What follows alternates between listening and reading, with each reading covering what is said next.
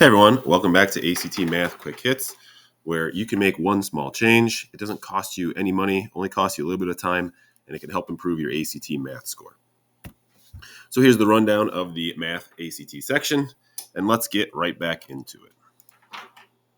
All right, so today's question tells us the sum of three positive integers is 180. But if we stop reading there, then this question starts to get very, very complicated, because you would think that, okay, they all have to be different, right? So if you're going to set it up algebraically, it'd be like x plus y plus z equals 180. And then you got three variables in one equation, which is very, very difficult to solve. However, the next statement tells us the ratio of those integers is 5, 3, and 2, which then tells us how we can utilize this to solve this problem. It wants to know the value of the smallest integer.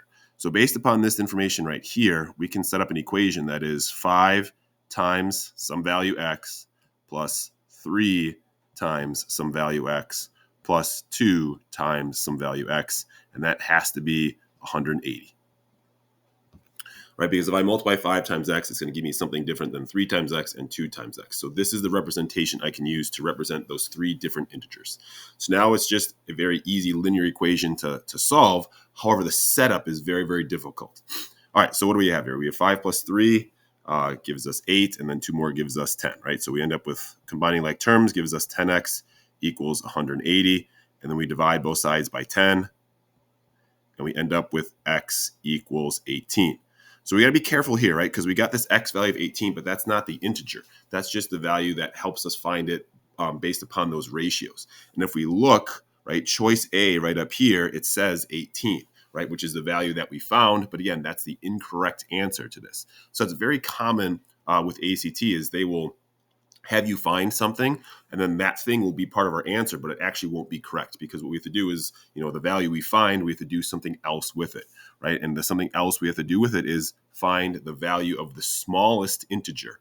So we have to go back up to this ratio part, and the smallest integer is going to be 2 times that value of x. So we're going to be just doing 2 times 18, right? And then so we just have some multiplication to do, right? If, it's the test and you're blanking on how to do your multiplication, you can go grab that calculator. You don't even need like the Desmos piece for it, but 2 times 18 gives us 36, right? So the value of the smallest integer is 36, not that first value of 18. So again, that's ACT being crafty, trying to fool you into picking some value because like you did some math and actually found that value, and you're like, oh, it must be that one. All right, so like we said, 36. So that's our answer for this one. Let's click on it. There we go. All right. Thanks for watching, everyone. As always, I know this isn't the most exciting or fun stuff to be watching, but your future self will thank you if you like and subscribe. That we keep getting these tools and ideas and concepts to help you improve your math section of your ACT. Thanks, everyone.